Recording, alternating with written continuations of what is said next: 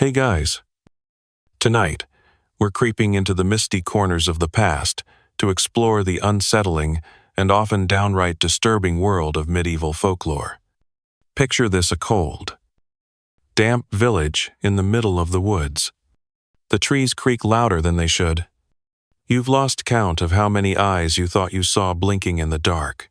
Somewhere behind a crumbling stone wall, a woman whispers prayers into a bowl of milk, and you're pretty sure that wolf-shaped shadow outside the door just licked its lips. Welcome to the Middle Ages, where bedtime stories come with claws, curses, and one too many warnings to not go into the forest after sundown. You probably won't survive this, not because the stories are that scary, but because you're going to fall asleep halfway through, trying to remember which flower keeps the corpse demons away. Spoiler: it's probably not the one you picked. So, before you get comfortable, take a moment to like the video and subscribe, but only if you genuinely enjoy what I do here. And hey, let me know where you're tuning in from and what time it is there. Are you in your cozy bed at 11 p.m.? Or listening from a rainy bus ride at 3:17 a.m.? I always love reading those. Now, dim the lights. Maybe turn on a fan for that soft background hum. And let's ease into tonight's journey together. You're trudging through leaf-mulched mud now. The village is behind you, and the forest is getting louder. Twigs snap under your boots, and owls blink like librarians judging your choices. Then you hear it: a growl. That's too long, too low, and definitely not a dog. In medieval Europe, the forest wasn't just a setting, it was a character. A dangereuse. Living, snarling character full of monsters and moral lessons. And, topping the list, werewolves. Not sexy, gim-bodied Hollywood. Werewolves. More like your neighbor who didn't shave for 6 days. Ate 3 chickens raw, and was caught licking his own reflection in the well. Villagers genuinely believed that men and sometimes women could turn into wolves at night. The causes varied. Maybe they were cursed. Maybe they wore a belt made of wolfskin. Maybe they made a deal with the devil. Or maybe they were just too quiet and had that look in their eyes. And you better believe there were tests. One popular theory: if you sliced the suspected werewolf skin with a knife, you'd see fur underneath. Just imagine trying to make small talk while people eyeballed your elbows. Some accounts describe trials where people confessed, often under torture. Because apparently, "you seem weird" was enough probable cause. A 16th century case in France involved a man named Gilles Garnier, who was caught in the act of eating children. He blamed his behavior on a magical ointment that turned him into a wolf. The court believed him. Then they burned him. Historians still argue whether werewolf trials were fueled more by genuine belief or by the same witch hunt hysteria that plagued Europe for centuries. Some say it was a way to make sense of brutal murders. Others believe it reflected fears about people who lived on society's fringes, those who didn't quite fit in. But even beyond the courts, the folklore stuck. Wolves became more than just predators. They became metaphors for hunger, rage, and transformation. And not always in a bad way. Some tales told of good werewolves, guardians who used their power to protect villagers from worse evils. You know? Like taxes or the Black Death. A fringe tidbit: in parts of Scandinavia, people believed that those born on Christmas Eve were cursed to become werewolves. No explanation why. Really? Just, "Sorry, kid. Happy birthday. Try not to maul, Grandma. You push through the underbrush now." Hearing something moving beside you. It mirrors your steps. Stops, When you stop, the hairs on your neck stand up not just from fear, but from the cold breath of folklore exhaling centuries of paranoia down your spine. You clutch your coat tighter, because, in the Middle Ages, if it wasn't a wolf in the woods, it was a wolf inside someone. The stories didn't just live in the forest, they moved into the village, curled up by the hearth, and waited for a full moon. And you keep walking. Because tonight's journey is just beginning. The trees open just enough to let in a sliver of moonlight. And that's when you spot the cottage, or what's left of one. A roof caved in like a forgotten pie crust. Ivy curling through shattered windows. And beside the hearth, an old cradle that rocks gently, even though there's no wind. You approach slowly, heart ticking like a broken metronome. The wood creaks beneath your foot. And, somewhere under the floorboards, something clicks. You freeze. Because if you were a medieval villager, this right here would be your worst fear. A changeling, not a ghost, not a demon. A baby. Or rather, not your baby. The changeling legend slithered its way across Europe like spilled milk under a crooked table. People believed fairies, elves, or trolls could sneak into homes, steal a human infant, and leave behind a counterfeit, something that looked mostly right. But not quite. Maybe the child didn't stop crying. Maybe it was too quiet. Maybe it developed oddly, or didn't develop at all. Maybe the mother just felt something was wrong, and instead of modern diagnoses or sympathy, neighbors would whisper, "That's not your real baby." Cue absolute medieval chaos. Some families tried to force the fairies to bring the real child back by placing the changeling in an oven not lit. Hopefully, by dunking it in cold rivers, or even beating it, because obviously the best way to test if something's not a baby is to traumatize it. Fringe tidbit. In parts of Ireland, you were told to brew eggshells on a fire in front of the changeling. If it suddenly started talking or laughing, that confirmed it wasn't human. And if it didn't, well, that got messy.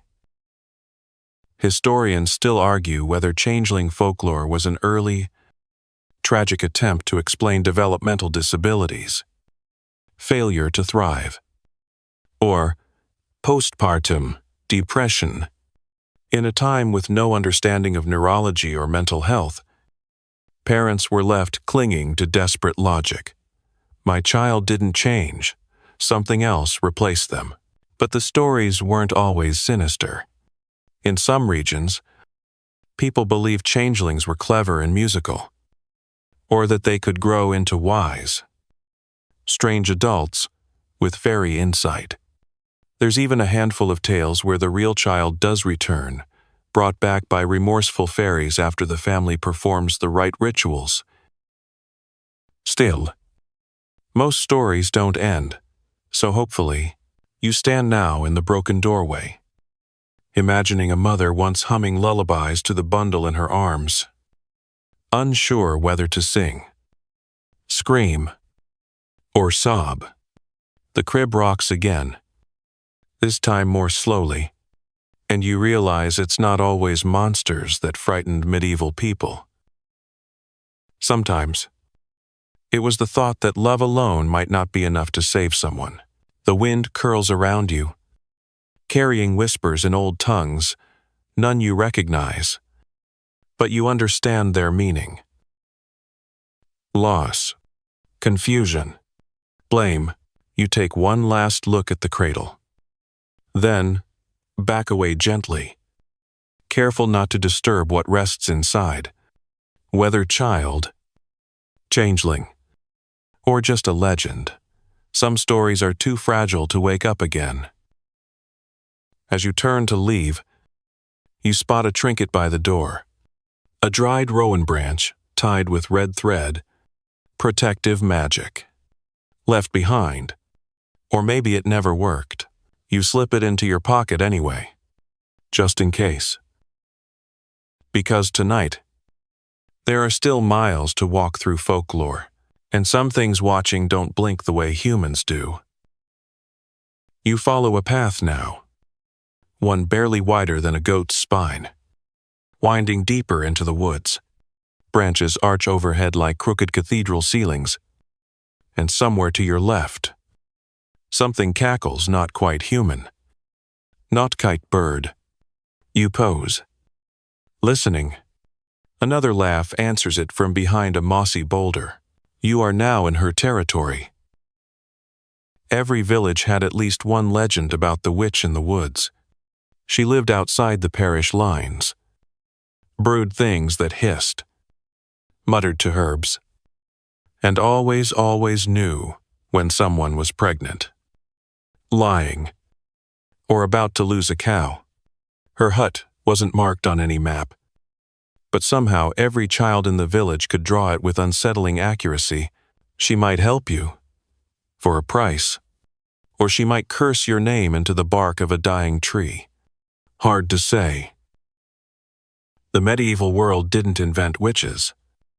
But it deepened them, turning herbalists, midwives, lonely old women, and sometimes just the slightly annoying neighbor into targets of fear. Suspicion, and folklore. One offhanded comment. One unlucky storm. And suddenly, you were the reason the harvest failed. The woods around you thicken. The underbrush changes shape, not leaves anymore. But soft-spined fungi and dangling bones that might have once been a squirrel. You think you see runes carved into a tree. Then blink, and they're gone. She's watching you. A mainstream historical fact. By the 14th century, belief in witches as devil worshippers gained traction, fueled by theological shifts and papal bulls that encouraged witch hunting. But even before formal inquisitions, the folklore was rich with tales of solitary women brewing potions, casting charms, or dancing under moons that never appeared on calendars. Fringe tidbit. Some stories said witches could suck out your soul while you slept. Then, stitch it into a doll and bury it upside down. Other tales insisted they kept toads in their aprons that whispered secrets from hell. You step over a twisted root that might have been placed deliberately, like a tripwire, somewhere nearby.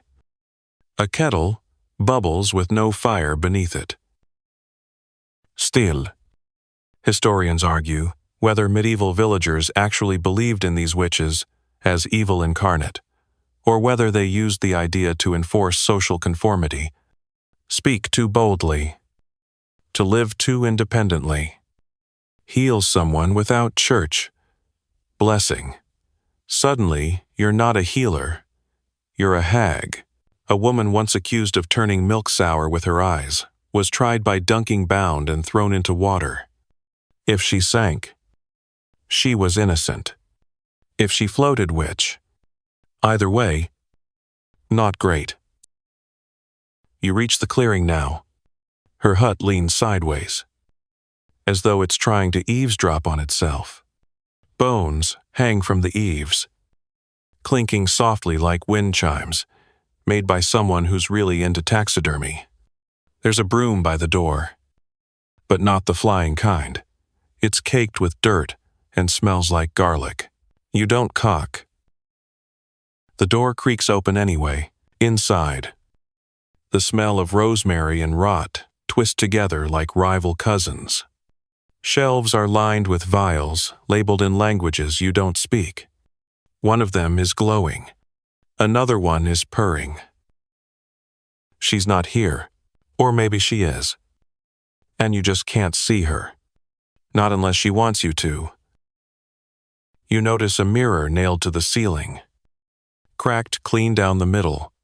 Beneath it, a bowl filled with milk.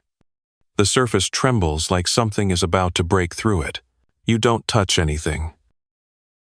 Because in these stories, the ones people use to whisper around hearths while clutching charms and rosaries, the witch is never just a person. She's a question. What happens when a woman knows too much?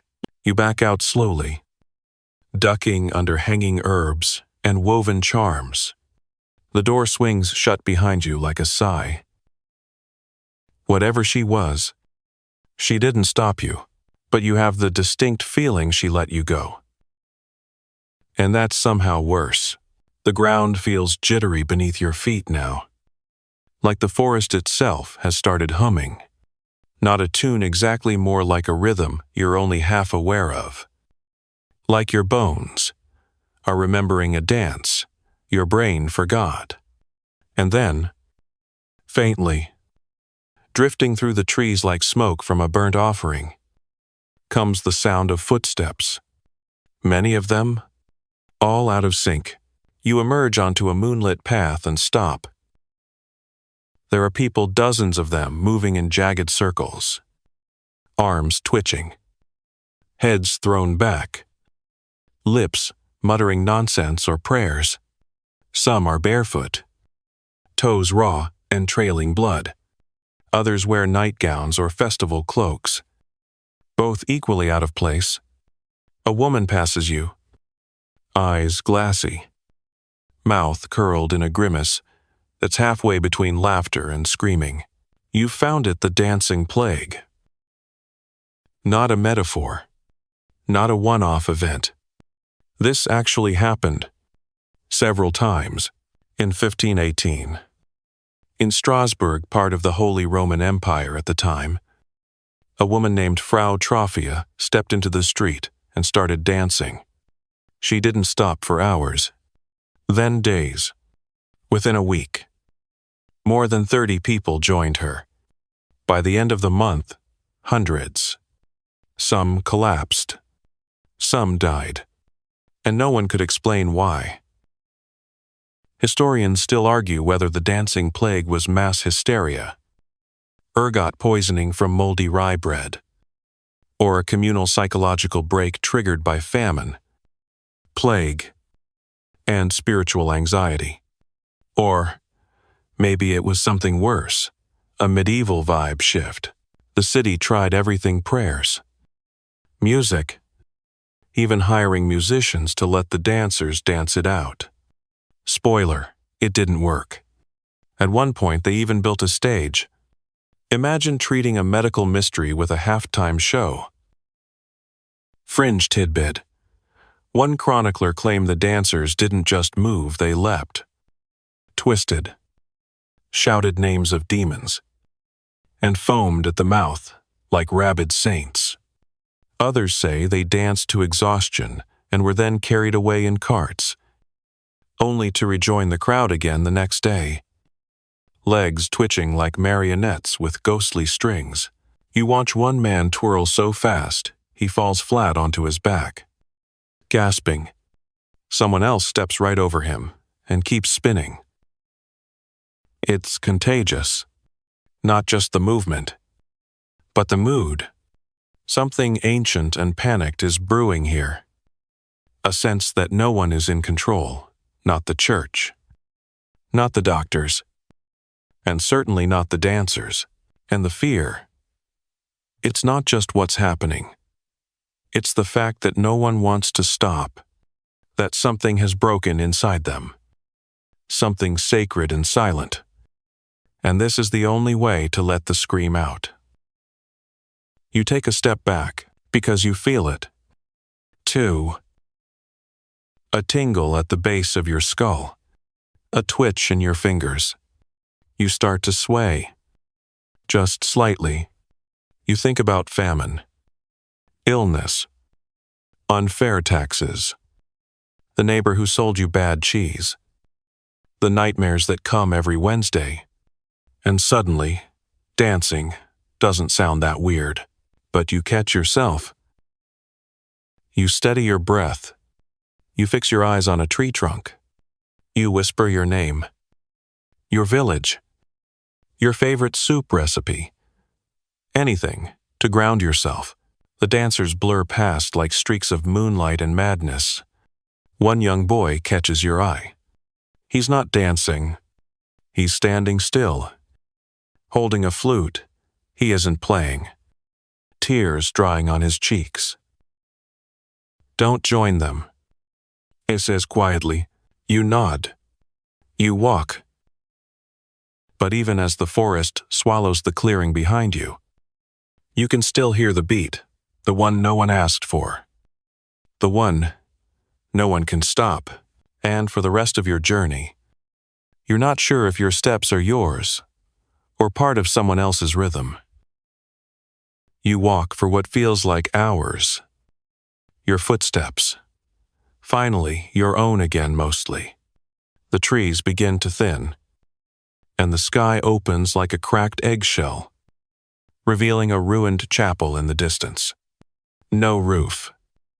No windows. Just bone-white stone and a row of broken graves that look suspiciously disturbed. One of them yawns open. You stop, swallow hard, and keep walking. Obviously, because that's the kind of night we're having. You reach the grave and look inside. There's a body, but also, not really. The chest has been caved in. Ribs snapped outward, like a burst cage. The mouth is stuffed with a brick. Not metaphorically, someone actually crammed a chunk of masonry between its teeth. Welcome to the real medieval vampire panic. Before garlic, capes, and Transylvanian accents, the vampire wasn't sexy, too pâle, or particularly photogenic. It was your neighbor, someone who died under odd circumstances, or maybe just too suddenly. And when strange things happened after cows dying, milk souring, dreams filled with choking well. Clearly, that person wasn't done being a problem. Mainstream fact. In medieval Slavic and Central European regions, suspected vampires were dug up days, weeks, sometimes years after death. The signs were always up for interpretation. Maybe the corpse hadn't decayed properly. Maybe it looked plump, with blood at the lips. That wasn't seen as natural decomposition. It was proof they were feeding from the living. And so, communities took action. Bricks in mouths, nails through skulls, bodies flipped upside down, heads removed, hearts staked or burned. Basically, medieval pest control, with extra drama. Bit in some accounts. They'd scatter poppy seeds or millet in the grave, because apparently vampires are obsessive and would stop to count every grain. Imagine fearing your undead neighbor and hoping they're really bad at math. You peer deeper into the grave. The brick has crumbled a bit, but you can still see the groove it left in the jawbone. This wasn't superstition to them, it was survival. And here's where it gets eerier. Some vampire corpses were later found to have actually suffered from diseases like tuberculosis or catalepsy conditions, misunderstood at the time. Others may have been victims of being buried alive. Which, yeah, we're not even opening that door tonight. Historians still argue whether these rituals were purely symbolic or part of actual forensic science by medieval standards. Did people truly believe these corpses rose from the grave? Or was it an excuse to control fear through ritual? You step back from the grave, unsure whether to feel pity or paranoia. A nearby stone bears an inscription worn almost illegible, but you can make out one word. Beware, you don't linger. The chapel walls lean like teeth in a half-closed mouth.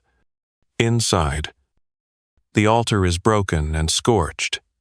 No holy water left, just a faint scent of ash and iron. You find a bundle of dried herbs tied to a rusted nail, wormwood, and rue. Classic anti-vampire combo. You pocket a sprig, just in case. Because, while the folklore fades, the feeling lingers. You glance over your shoulder one last time. The grave hasn't moved, but that doesn't mean you're alone. It just means whatever watches now knows how to wait. You leave the chapel with that herb bundle clenched tightly in your palm, because if history has taught us anything tonight, it's that superstition thrives in places where the wind whistles wrong. The path narrows, and the forest starts to look different, less like trees and more like silhouettes of cloaked figures standing still. Listening, then the breeze picks up, and the silhouettes rustle.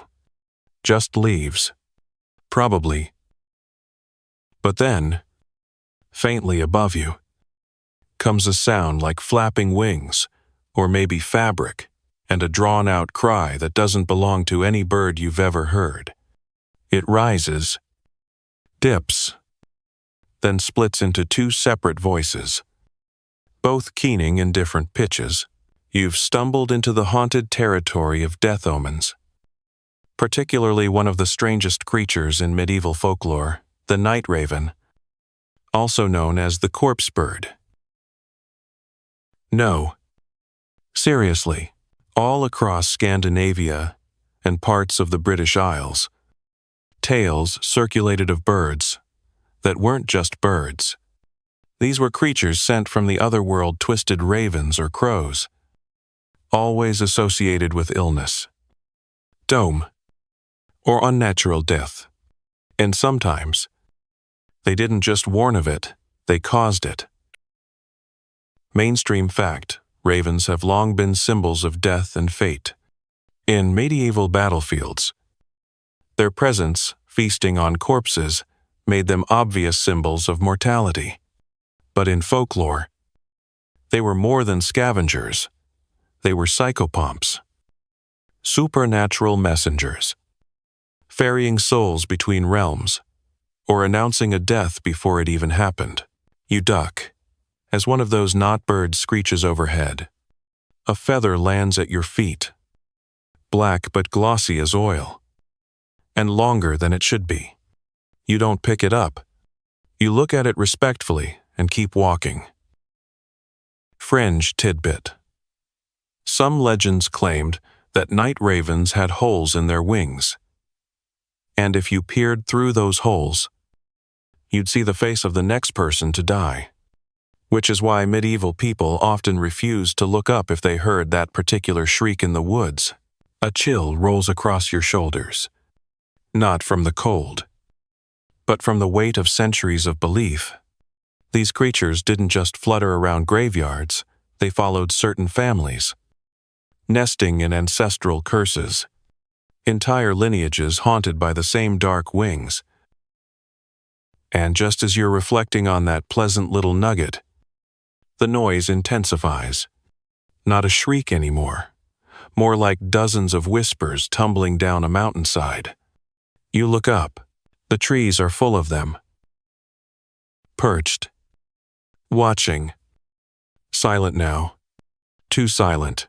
Historians still argue whether death omen animals were believed literally or used metaphorically to process grief and illness. But to the people of the time, these weren't poetic devices. These were warnings. When you heard the night raven cry, you didn't question it.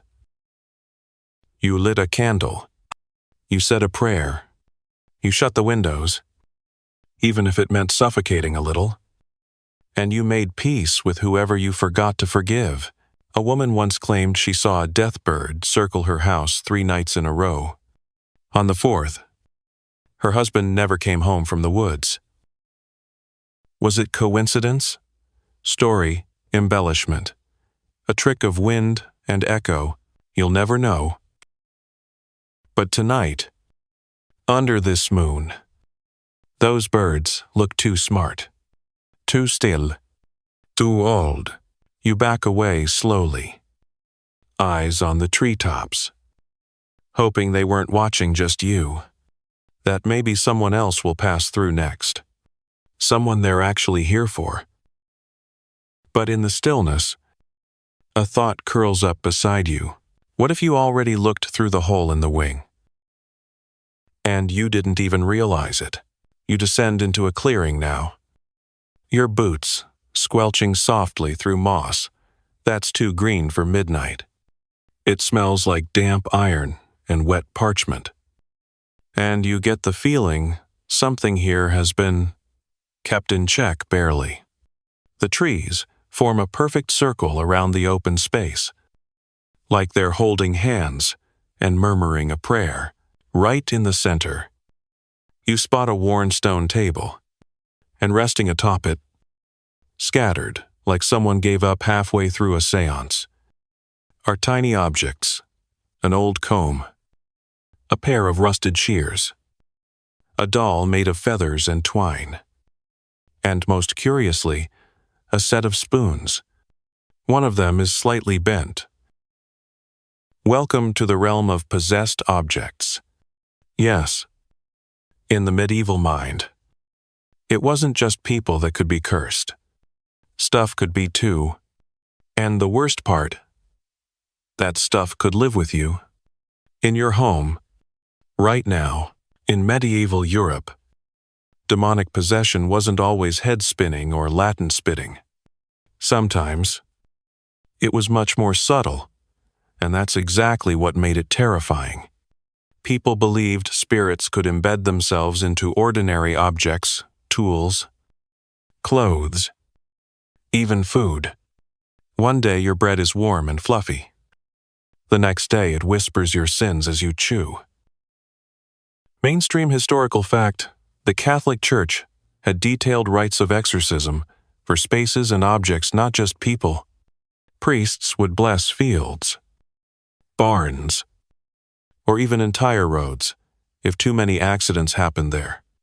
There were recorded rituals for cleansing plows, washing goblets with holy water, and burning dolls, found under suspicious beds. You step closer to the altar. The bent spoon seems to vibrate just slightly, probably just a trick of the eyes. Or maybe it's hungry. Fringe tidbit. A 12th century German folktale warned of a cursed spinning wheel that entangled a woman's soul into the thread she wove. Her family claimed she began humming a tune in her sleep, one no one else could sing without choking. Some medieval people even believed demons preferred quiet, everyday objects. That way, they could wait undetected right up until a moment of weakness or ritual error. Then boom. Spooky spoon time. You circle the stone table.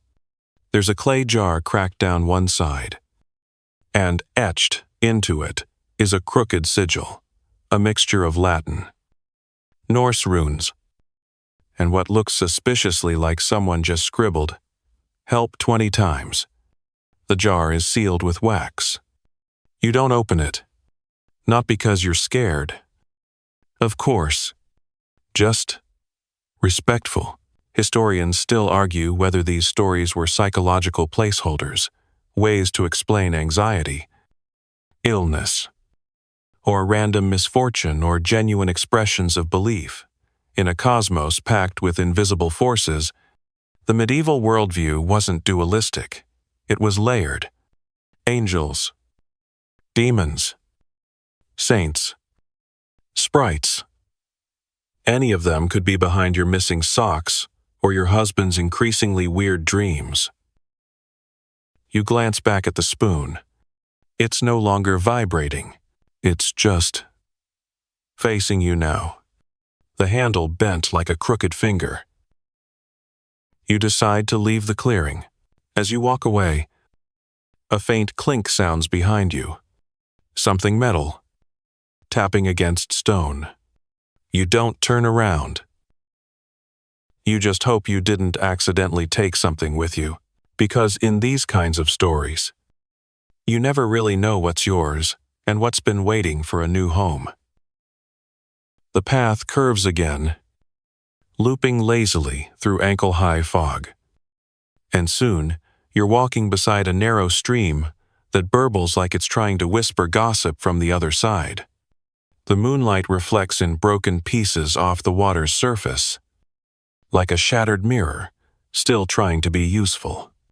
You pause. When you hear it a song, it's faint, high-pitched, and far too beautiful to be safe. You've reached the domain of the water spirits known by many names in medieval folklore, but usually some variation of Nixie, Melusine, or Siren. And no, they weren't all seductive fish ladies combing their hair on rocks like shampoo commercials gone wrong. Some were worse. Take the Melusine, for example, often depicted with two tails or sometimes the lower half of a serpent. She was said to be beautiful, wise, and hauntingly sad. She'd appear to men by streams or in the bath, offering knowledge, luck, and sometimes marriage, with one rule: never look at her on Saturdays. So naturally, someone always looked. Spoiler: it never ended well. Mainstream historical fact: the story of Melusine was popularized in medieval France and Germany, and she was even claimed as an ancestor of the powerful House of Lusignan. Yes, some noble families fully leaned into the weirpart, water demon aesthetic for legitimacy. Beats a boring land deed, fringe tidbit.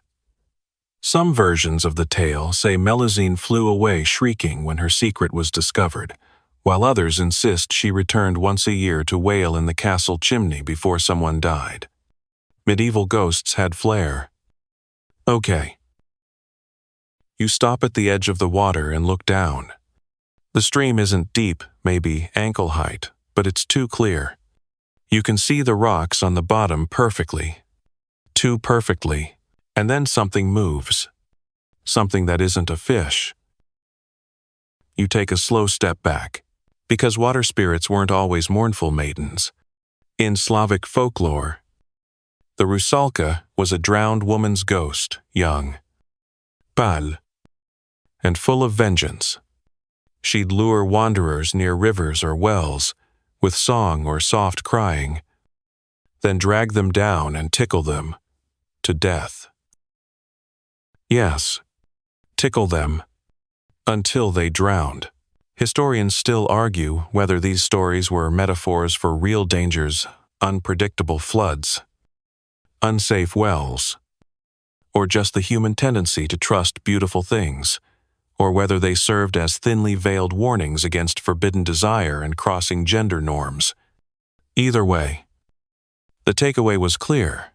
Don't flirt with anything that emerges from brackish water singing in minor keys.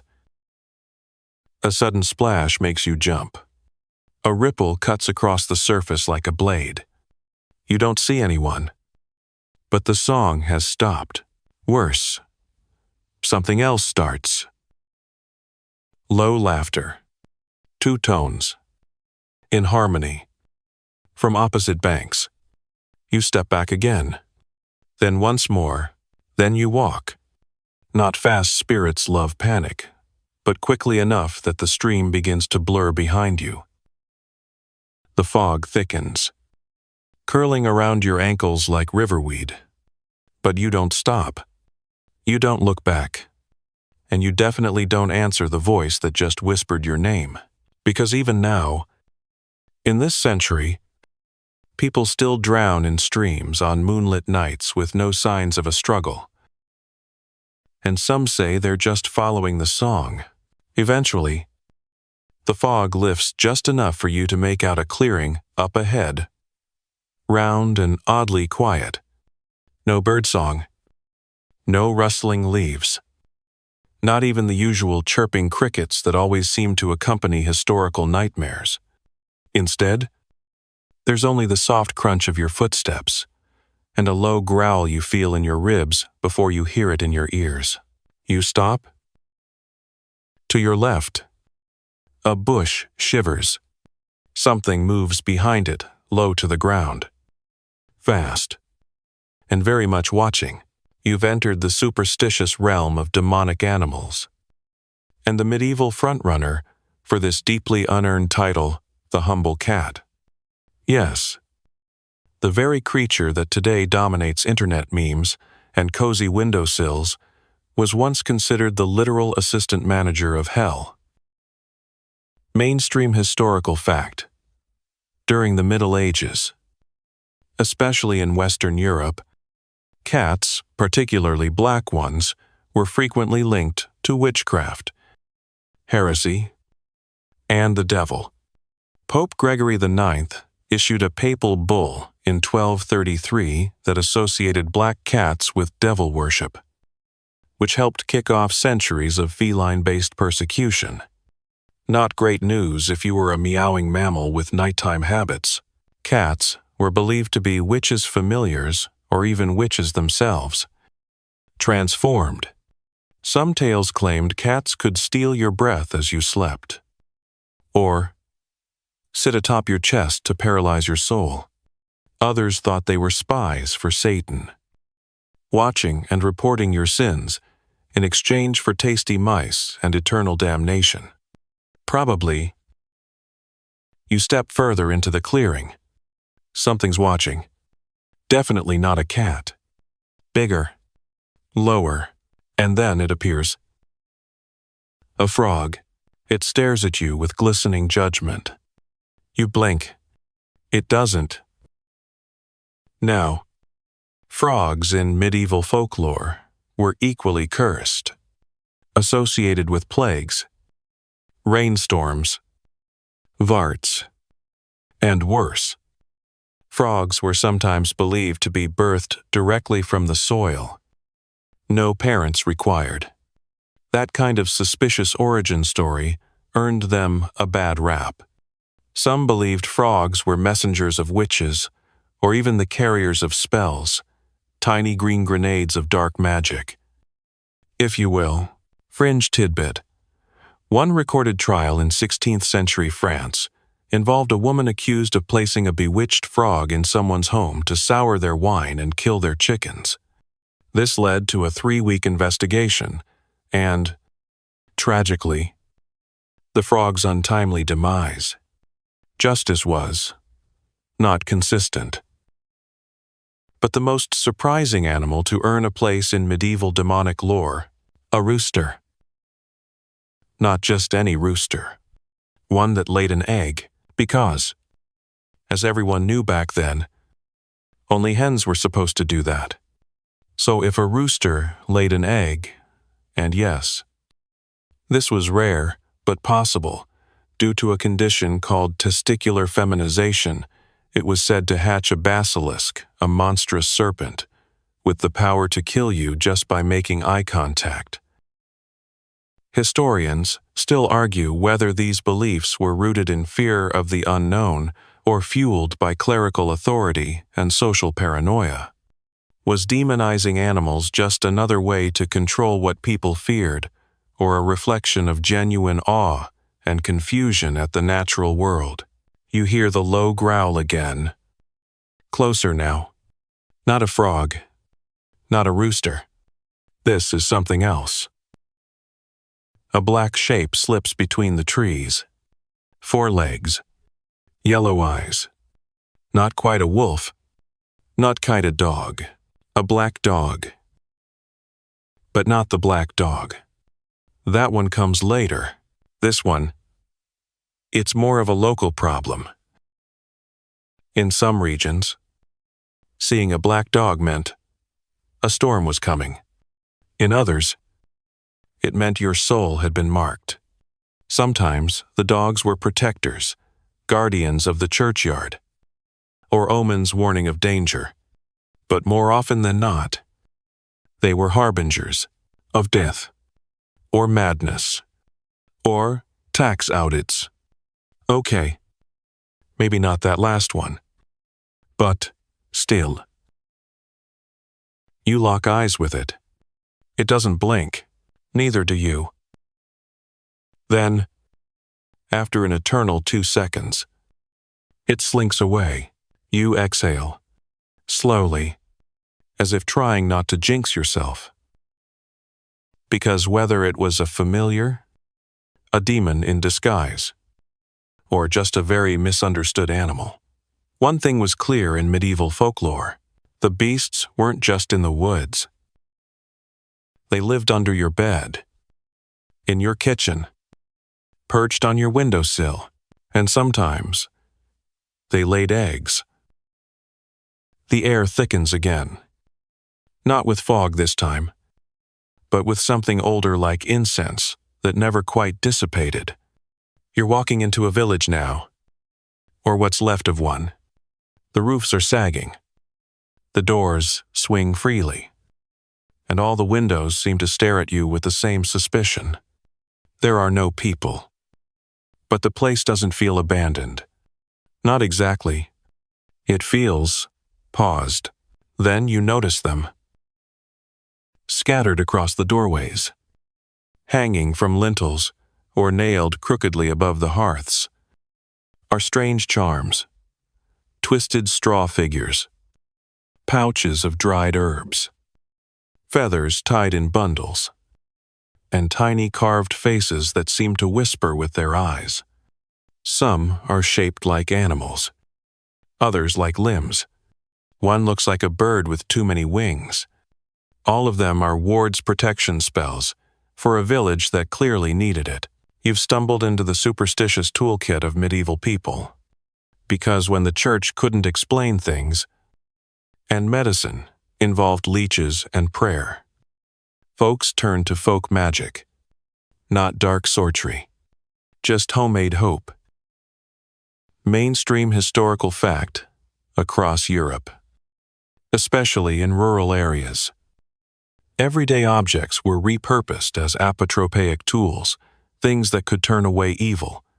This included iron scissors placed under pillows, shoes in chimneys, horse skulls buried beneath thresholds, and even certain phrases carved into door frames. Folk practices often blended with religious ones, creating a culture where saints and charms coexisted in uneasy truce. You peek inside one of the huts. The fireplace still has coals in it. Above the mantel hangs a dried sprig of St. Pleason's, John's wort, believed to ward off witches, nightmares, and demonic possession. Next to it, a crude wax figure with pins in its feet. You're not sure if it's a defensive charm or something more targeted. French tidbit. In last century Poland, there was a common belief that brooms left standing upright could invite spirits to dance in your home. So, people tied them upside down, bristles toward the ceiling, to confuse or annoy the ghosts. Medieval problems required mildly passive-aggressive solutions. You move from house to house, seeing more of these practices: bundled herbs above baby cradles, a loaf of bread hollowed out and filled with ash, meant to trap sickness before it reached the lungs. In one place, a fish's tail was nailed to the door. You don't ask. And then you see the witch bottle, buried halfway in the dirt beside the village. Well, its neck jutting out like a warning. You've heard about these. They were filled with hair, nail clippings, rusted pins, and sometimes urine meant to lure malevolent spirits into them and trap them forever. Like DIY, demon Tupperware. You don't touch it. Historians still argue whether folk magic was an act of desperation or defiance, whether it reflected fear of the unseen or confidence in one's ability to survive without elite help. To the average medieval person, the line between faith and magic wasn't a straight one. It twisted like smoke and folklore and hope all braided together. In one house, you find a notebook. The ink has faded, but a prayer is scratched in shaky Latin. Right below it, a drawing of a cat wearing a crown. You don't know if that was meant to be protective or prophetic. But either way, you're here for it. You step back outside. The village remained quiet, but not empty. You can feel the tension still humming in the corners, the quiet weight of centuries of cautious hope, passed down in the form of twigs and string. A wind kicks up, and one of the charms spins on its nail. The figure's tiny face now stares at you. Or maybe it always did. You keep walking, past the well, past the charms, past the brooms that know too much. Because here, in the forgotten middle of nowhere, people didn't fight monsters with swords. They used salt, iron, and belief. And honestly, it worked just enough to make you wonder if they were onto something. By now, your feet ache like they've aged a few decades overnight. And even the trees seem to lean in sympathetically as you trudge forward. The stars above blink lazily through the cloud cover. And for a brief moment, everything feels quiet, peaceful, even, but not for long. Because what breaks the silence next isn't a howl or whisper, it's bells. Tiny, metallic bells, jingling in the wind from somewhere just ahead. You pose, squint into the dark, and spot a figure moving slowly down the path, swaying slightly with each step, draped in ragged robes, face half hidden under a cowl, and strapped with dozens of clinking charms. The person walks with a rhythm that feels too deliberate to be random. You've encountered a leper pilgrim, and not just any pilgrim, but one caught between two realms, the physical and the spiritual, the feared and the pitied, the human and the cursed. Mainstream fact, in the Middle Ages, people afflicted with leprosy, now known more accurately as Hansen's disease, were often segregated from society, not just out of fear of contagion, but because they were seen as spiritually marked. Many believed their condition was divine punishment for sin or proof of moral corruption. Lepers were required to wear identifying garments, carry a wooden rattle or bell to announce their presence, and live on the outskirts of towns or in designated colonies. You step to the side as the figure passes. He doesn't look at you. He mutters something, a prayer, a warning, then disappears into the fog behind you like a shadow unstitched from the world. But this wasn't just about illness.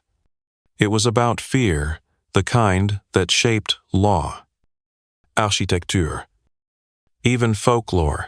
Villages built leper windows into churches, tiny slits, where the diseased could glimpse mass without entering.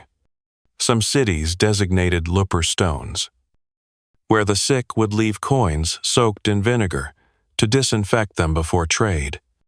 And in many places, the lepers were subjected to symbolic funerals, declared legally dead, even while alive. Fringe tidbit. In some corners of medieval Europe, people whispered that lepers made pacts with demons in exchange for survival, or that they could curse crops simply by staring at a field. One chronicle accused a leper of poisoning a well just by washing in it, a classic case of blame the plague on someone else. You follow the pilgrim's path, noticing how it diverges from the main trail and winds into a crumbling shrine carved into a hillside. Here, the air changes damp, with a hint of copper. Offerings are piled at the stone altar, bits of bread, feathers, coins, even a comb, wrapped in twine. The walls are scratched with symbols, some Christian, others more ambiguous. A crude figure with hands raised in either blessing or warning. A fish with a human face, a child-sized handprint pressed into the soot. Not creepy at all. Historians still argue whether these marginalized individuals were truly outcasts or functioned in complex roles within medieval society. Some lepers became mendicants, traveling to offer wisdom and warnings. Others were believed to have prophetic dreams, visions thought to come from their proximity to death.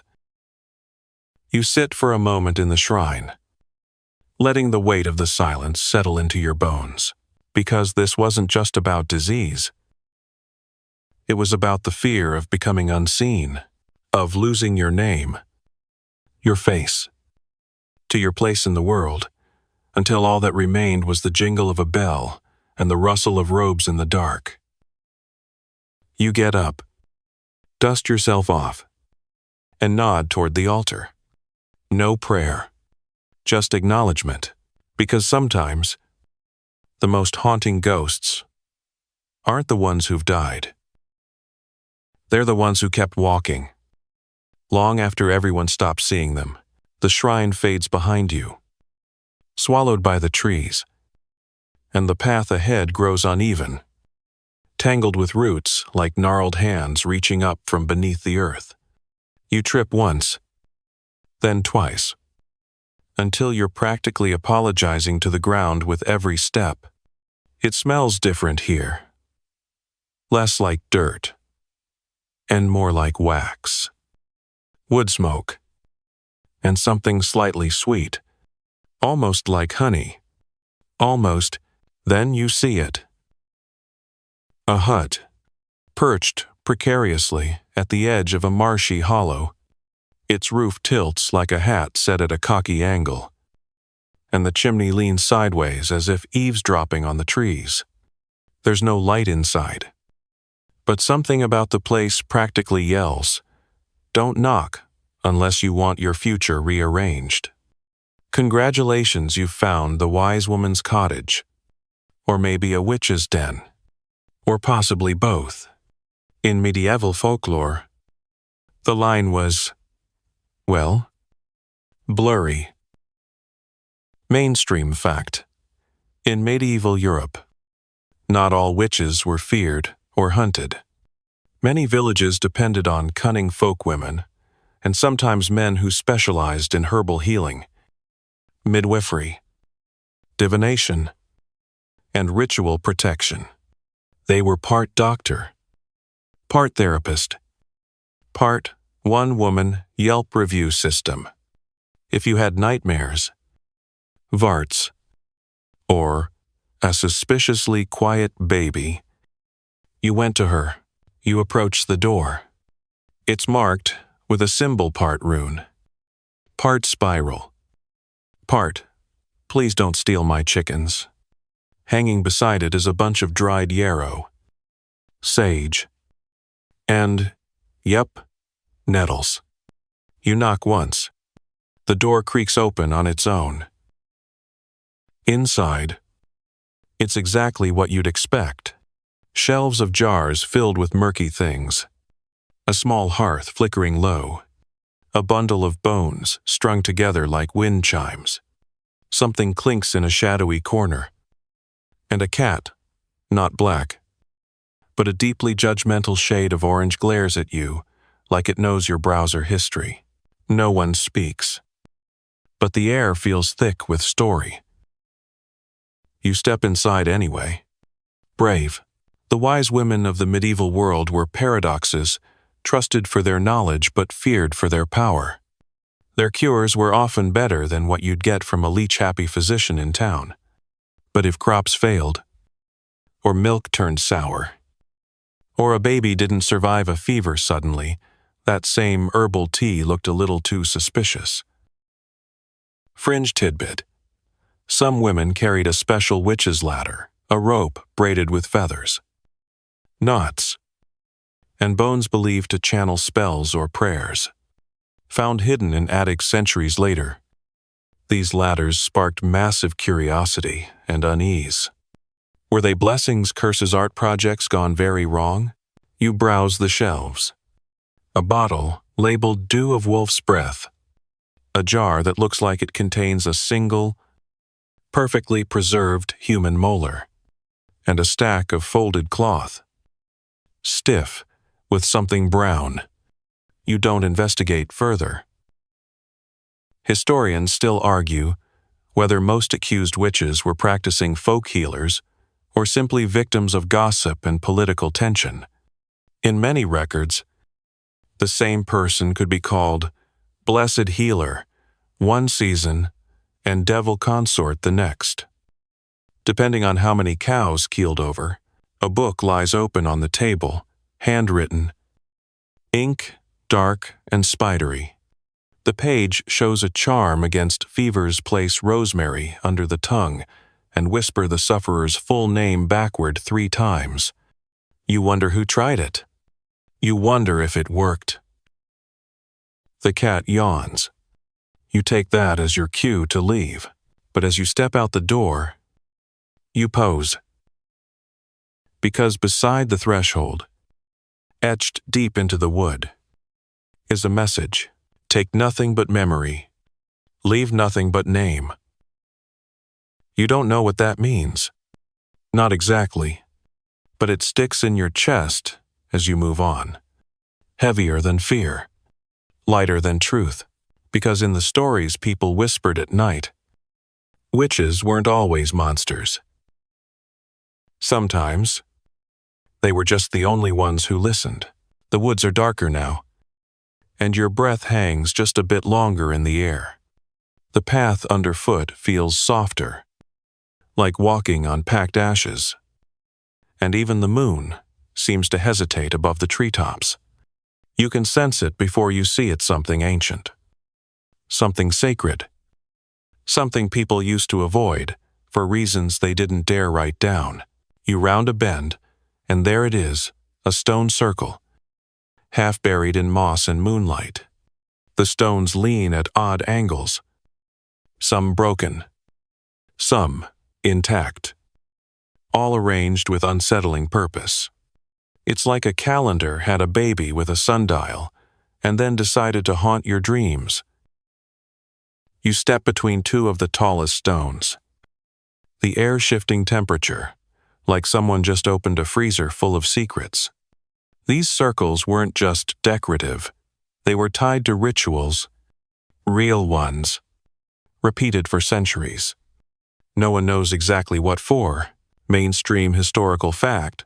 Stone circles and megalithic sites like Stonehenge predate the Middle Ages.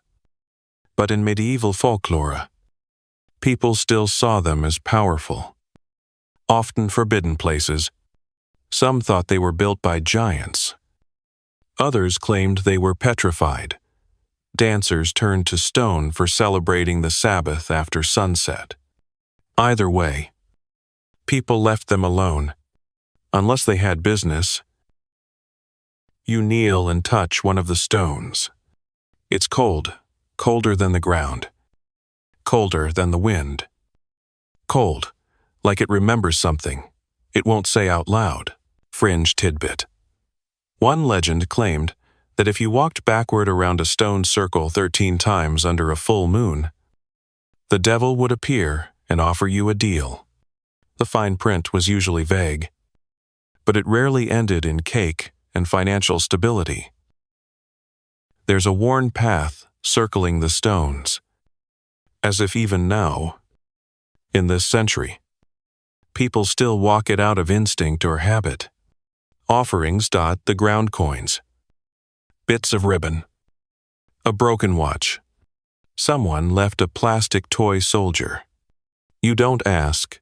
Historians still argue whether medieval people repurposed these prehistoric sites for Christian worship, folk rites, or simply feared them too much to mess with at all. Some churches were built right next to, or even atop stone circles. An architectural arm wrestle between old beliefs and new authority. You sit on a low stone and listen. There's no wind, no owls, just silence. And then, faintly, something shifts beneath you. A vibration, a murmur. Or maybe just your heart playing tricks. Either way, you stand. Because legend says, if you sleep within a stone circle, you'll dream of your death, and if the circle accepts you, you might not wake up alone. As you walk away, a breeze finally stirs the leaves. One of the stones seems to cast a longer shadow than before. You don't turn back. These places weren't made for answers. They were made to keep you asking. And tonight, that's enough. Your feet carry you beyond the circle and into a stretch of woodland that feels off. Not dangerous.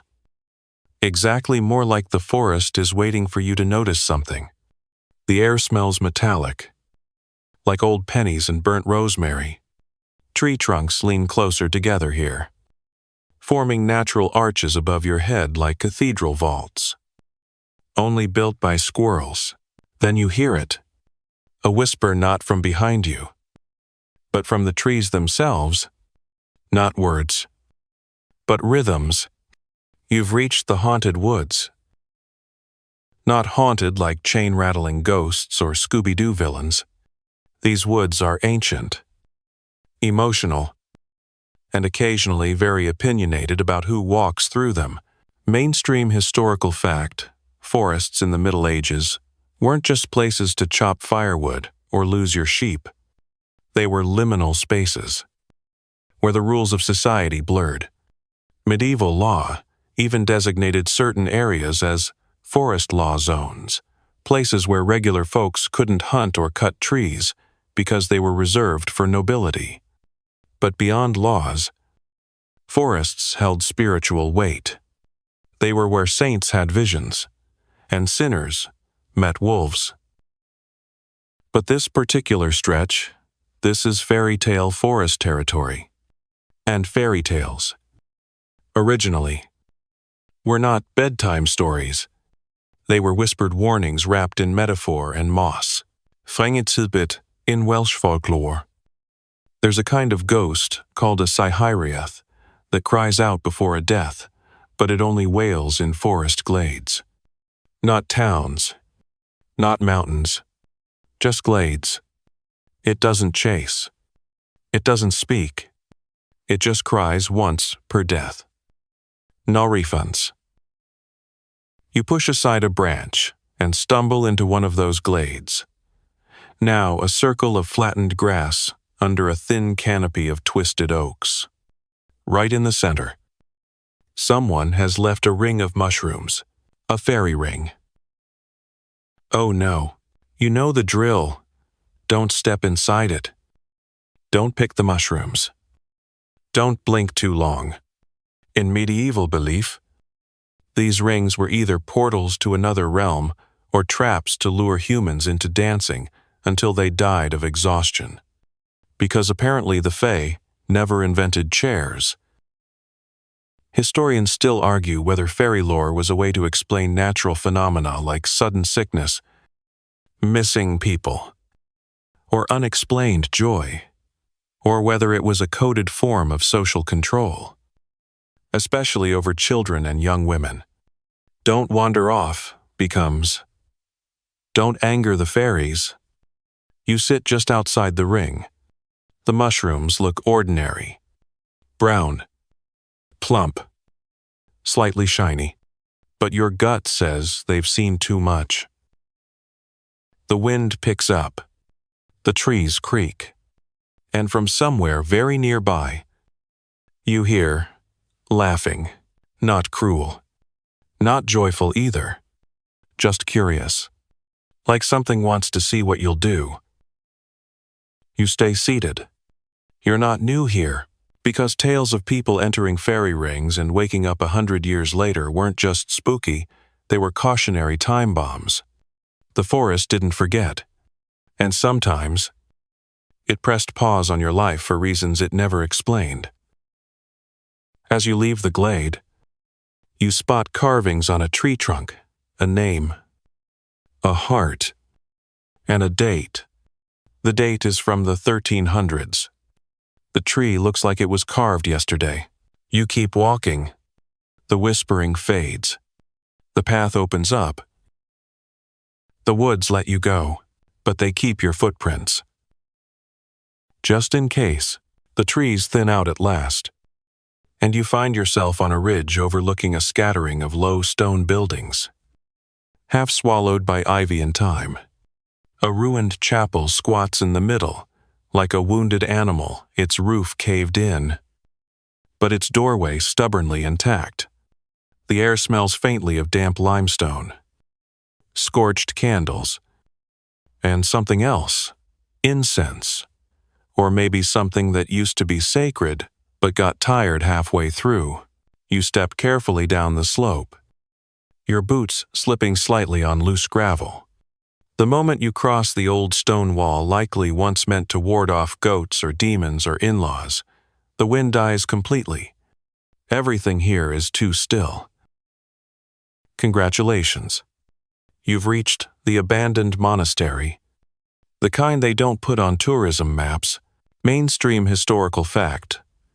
During the Middle Ages, monasteries were spiritual powerhouses. They were libraries, farms, hospitals, and copy-paste centers of scripture. But not all monasteries thrived. Some were abandoned due to plague, corruption, war, or simply falling out of favor with whoever held the purse strings in Rome. When they emptied, legends grew to fill the void. You approach the chapel.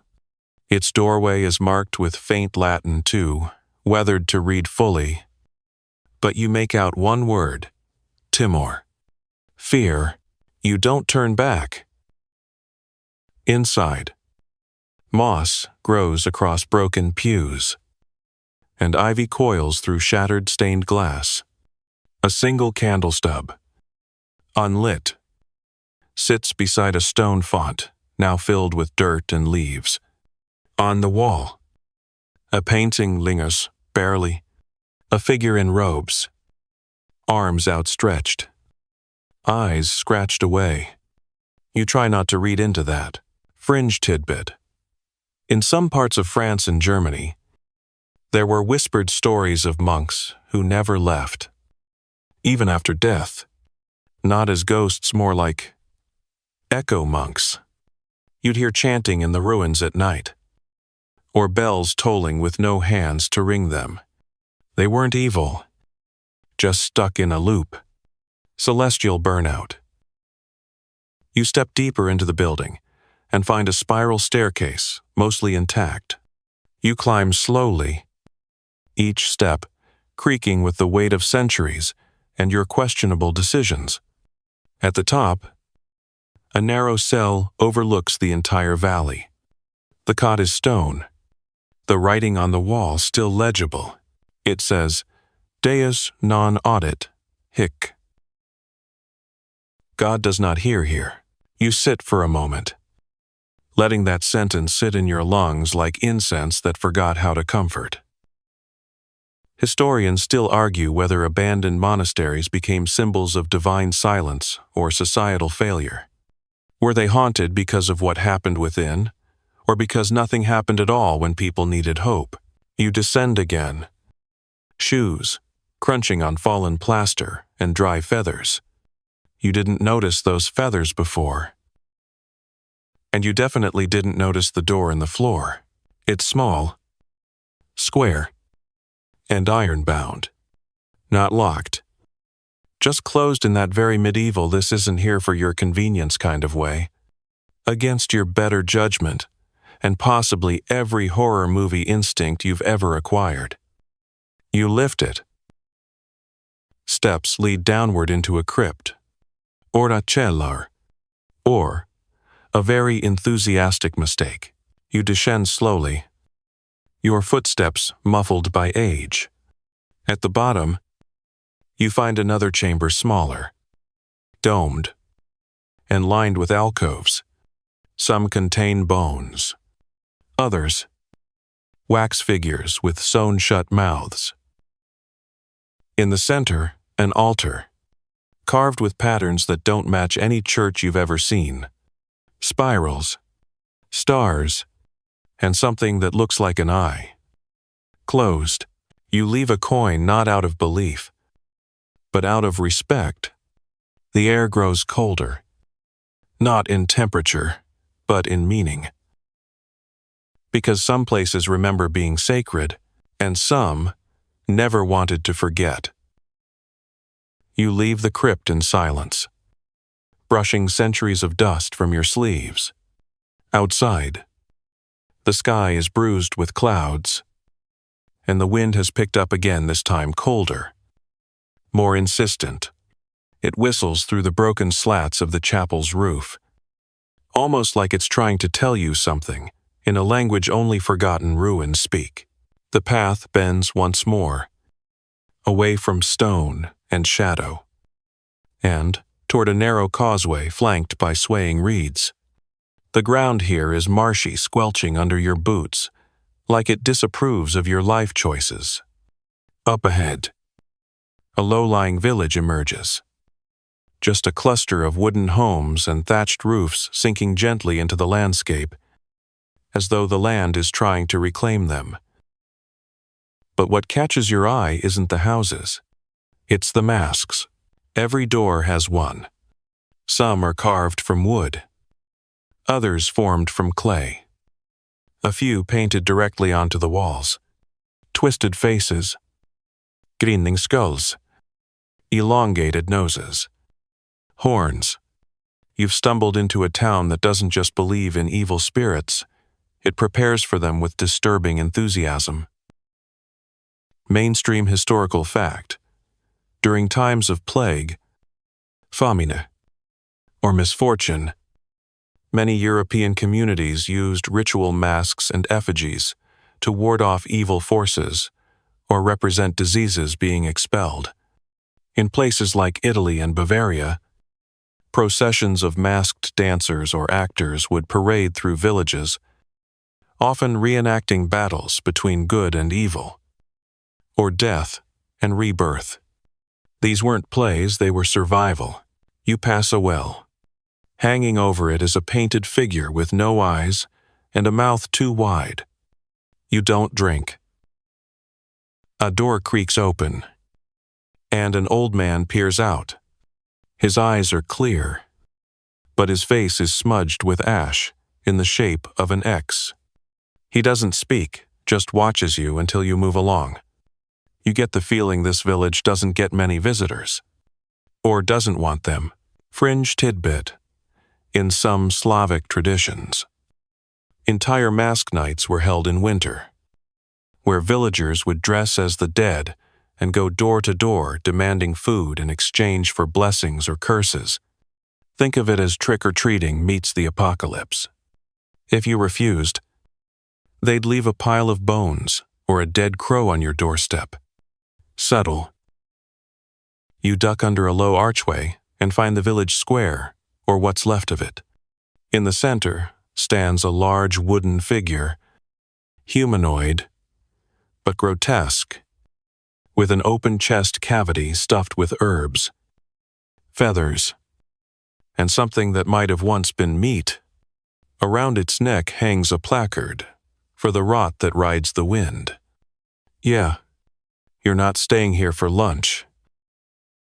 Historians still argue whether these masked rituals were deeply spiritual practices or just desperate theatrics to give people a sense of control. Maybe both. But to those who wore the masks, the monsters were never metaphors. They were real and hungry. You leave the square quickly. Your footsteps. The only sound. Behind you, a door creaks. Then another. The old man still watches. So does the mask. You pass the last house and glance back once, just once. In every window now, a figure stands behind the glass. Some wear masks. Others don't. All are still. You don't run, but you don't walk slowly either. Eventually, the reeds swallow the village again. The path becomes solid beneath your feet. The air warms. But your memory doesn't, because some places don't chase you. They just wait for you to return. The marsh fades into dry woodland again, and the quiet has changed, not empty, but heavy. The kind of quiet that knows what came before and isn't quite sure what's coming next.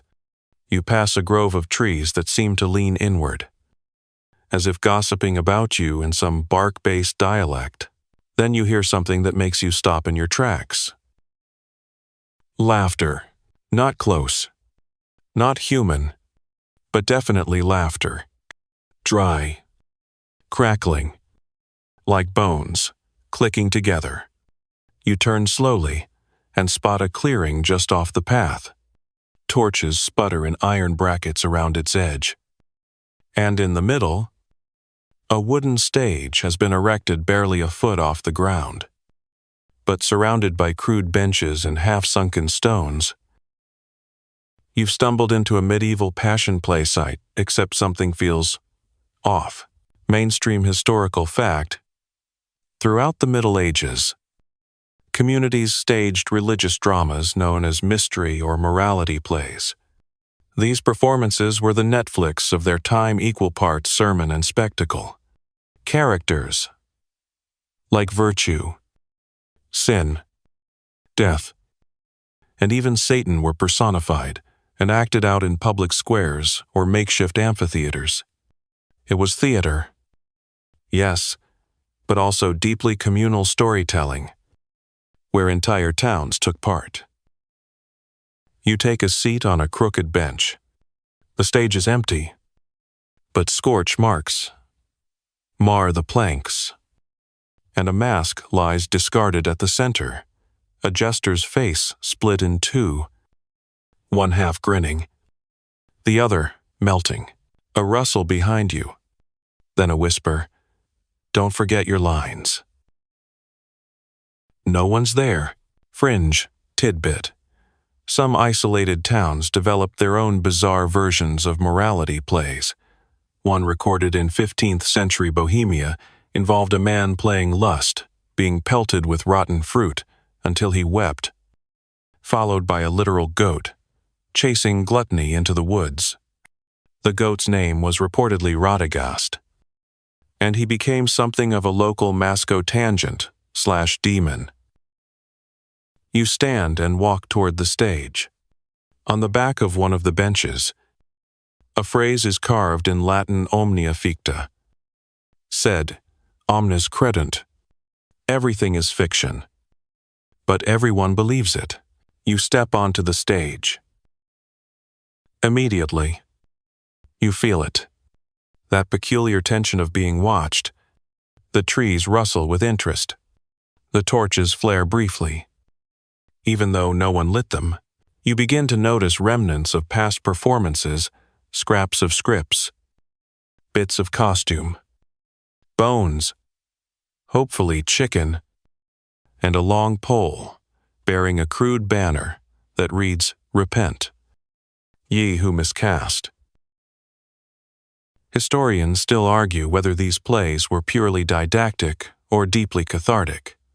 Did they serve to instruct the masses or to purge collective guilt through dramatic spectacle? Maybe both. Maybe villagers weren't just watching sin lose. They were letting themselves pretend they were innocent. As you leave the stage, a bell tolls from somewhere behind the trees. You didn't see a bell tower. You didn't hear it before. But now it chimes again, 3 slow peals. You hurry your steps, because in some stories, actors forget the play has ended. And in a place like this, the audience might still be waiting for the second act. You reach the edge of the clearing. The laughter returns softer now, fading like a memory that's decided to go haunt someone else. The forest resumes its hush. But behind you, in the dimming light, the jester mask on the stage turns slightly. No wind. No reason. Just enough to remind you, not all masks are worn on the face. Some wear you. The laughter dies behind you. swallowed by the trees as though the forest itself got tired of the joke. You press on. The ground harder now, more deliberate beneath your feet. Something has shifted not just in the land, but in the feel of the night. It's not darker. It's heavier, like the air is listening. You follow the trail through a field lined with crooked fence posts. Helfwaarde windmakers tilt at strange angles. Some are carved with names, others with symbols, crosses, stars, zoons, even a snail. Yes, a snail. Don't ask. Ahead lies a cottage. Stone walls. Smoke, curling from a chimney. A candle in the window. It looks cozy. To cozy. You hesitate. Then clock. The door opens. Slowly. Inside is a woman, gray hair tied back. Sleeves rolled up. Hands stained with ink and something darker. She stares at you for a moment, then gestures you in without a word. Welcome to the domain of the Curse Keeper. Mainstream historical fact. Curses were taken seriously in medieval life, not just among peasants, but by kings, priests, and courts. Accusations of curses could lead to excommunications, trials, or even executions.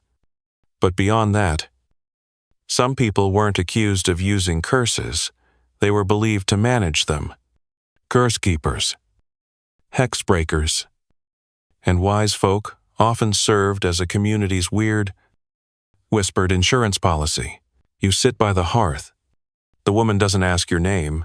She just slides a bowl of something steaming in front of you and begins sorting bundles of string and bones into separate jars. Casual.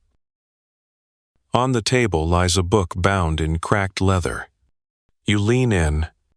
Each page contains a name, a date, and a list of symptoms: madness, illness, misfortune, dead livestock. Each ends with a sentence, returned to sender or unresolved. Fringe tidbit.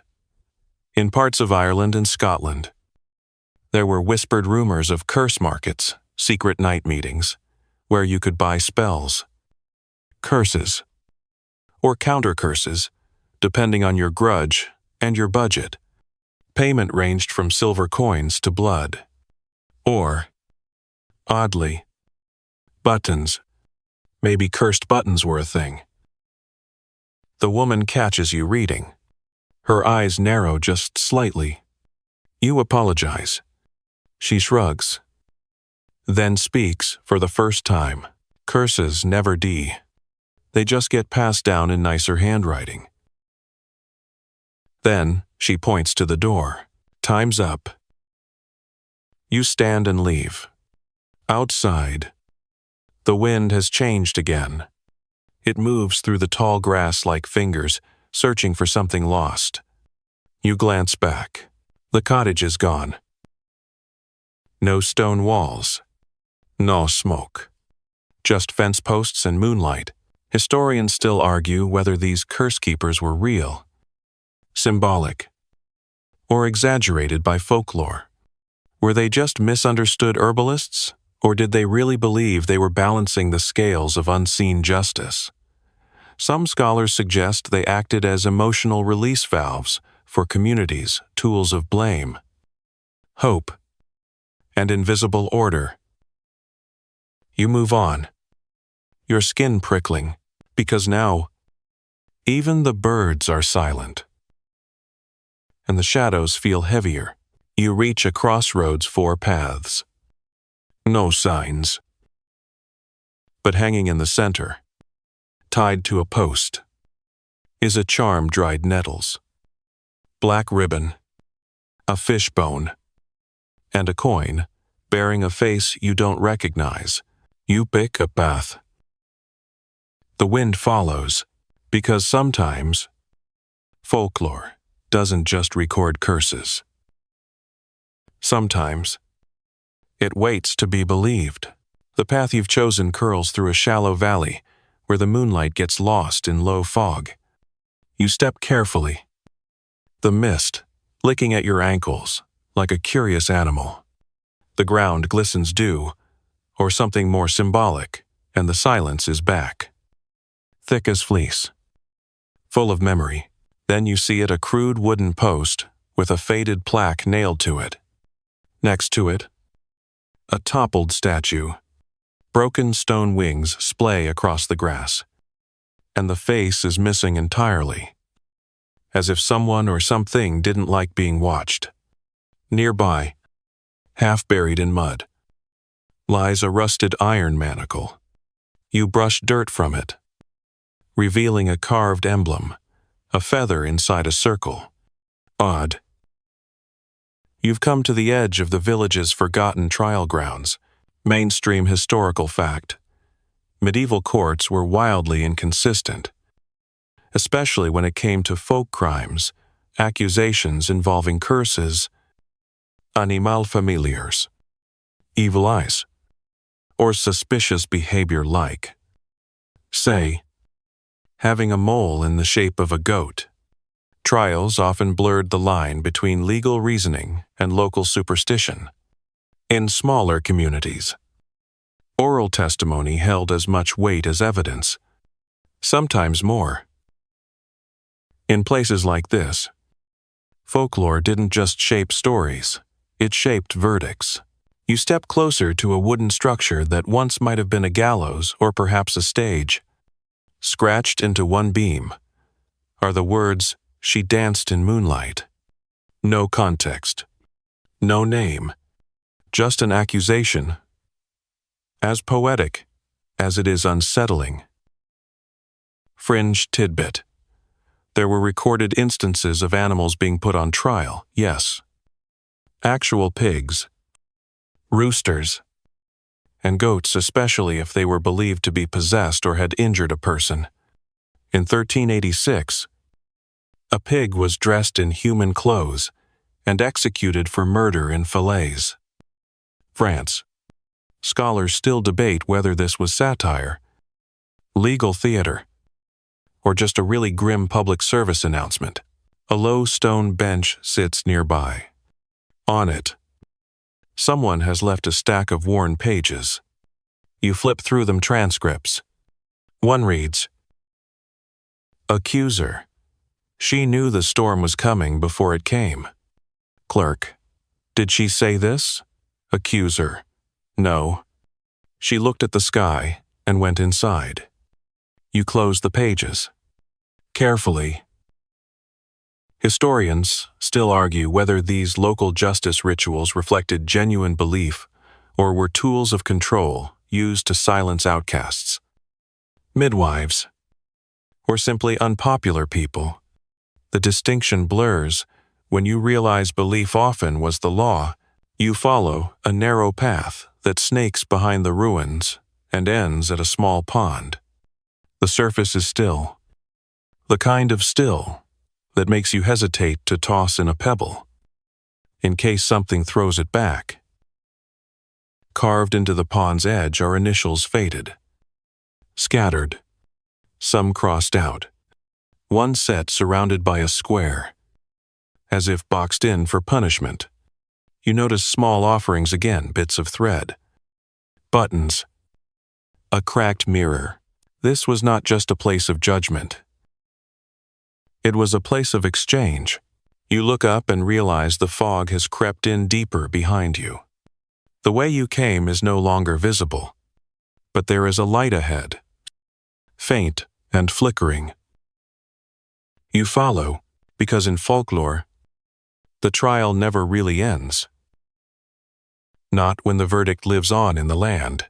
The light flickers steadily now, guiding you through the thinning fog like an old friend with a lantern and questionable motives. As you step beyond the pond's edge, the ground firms up again. The trees are sparse, their trunks pale and straight. Like skeletal ribs lining a forest has been, and in the middle of them, you see it, A hill, perfectly round, unnaturally smooth, as if the earth itself tried to forget something and just pressed the memory down into a bump. It's crowned with standing stones, shorter this time. No grand circle, just a few jagged teeth poking from the summit like a jaw mid-bite. You climb slowly, the air changing with each step. There's a hum here, not sound, but pressure. Your ears don't hear it, but your bones do. At the top, you find a single-door wooden, iron-bound, half buried in grass. Carved above it is a phrase, "Speak not of what dreams in the soil." Well, that's not ominous at all. Mainstream historical fact, burial mounds and tumuli dotted the medieval landscape, often predating Christian expansion by centuries. But instead of being excavated or studied, many were left untouched. People knew better. These were not just graves. They were gateways, often wrapped in lore. Stories said they were fairy hills, or the homes of sleeping kings, or places where the dead gathered for moonlit councils. You place a hand on the door. It's warm, fringetidbit. In some Norse sagas, it's said that if you slept on a burial mound during midsummer night, you'd gain the gift of prophecy or lose your mind. Sometimes both. One Icelandic tale tells of a man who returned from such a night fluent in a dead language. He wasn't invited to dinner parties much after that. You sit beside the door instead of opening it. Respect feels appropriate here, as does a bit of caution. The wind moves around the hill like it remembers a song, but not the words. Historians still argue whether folklore surrounding burial sites was superstition, suppressed indigenous memory, or a clever way of preventing grave robbing. But either way, the hills were left alone. You lie back in the grass. The stars are visible now, bright, hard points in a velvet sky. Above you, the stones frame the constellations in ways you suspect were once deliberate. A kind of map, maybe, or warning. You close your eyes, not to sleep, but to listen. And in the silence, you feel it, the stories, the spirits, the fears and charms and curses, all of it, still humming under the surface of the land. Waiting. Not malicious. Not kind. Just present. Because in the end, folklore isn't fiction. It's residue. The shape left behind when belief fades but never fully dies. So you rise. Slowly, gently, and descend the hill, leaving the mound undisturbed. As you walk, the woods open, and the wind for once walks with you. Now, take a breath, a long one. In, through your nose. Let your shoulders rise, and then fall slowly. Like leaves settling into soft loam. You've wandered through shadowed woods, heard whispers from forgotten doors, and stood face to face with the haunted echoes of medieval minds. But here, at the edge of it all, the landscape quiets. The stories soften. The trees thin. The fog dissolves. And only the hush of the night remains steady. Safe. Familiar. You're far from the hills now. Far from the fairy rings. The howling woods. The silent trials and bone-laced chapels. But their memories linger like embers dim. Warm. No longer dangerous. Just part of the strange, rich tapestry beneath your feet. Let your breath settle. Let the tension in your hands melt away. Whatever followed you from that crypt, that glade, that hilltop, It stops at the edge of the dream. It always does, because you're home now. And stories, they know when to let go. So drift. Let the quiet wrap around you like wool. Let the myths and monsters curl back into the soil where they belong. And let your thoughts become softer, slower, gentler, like candlelight on worn stone, or distant bells, tolling for no one in particular. Good night, curious soul. Sleep well beneath the weight of legends, and remember, even in the darkest forests, you're never walking alone. Sweet dreams.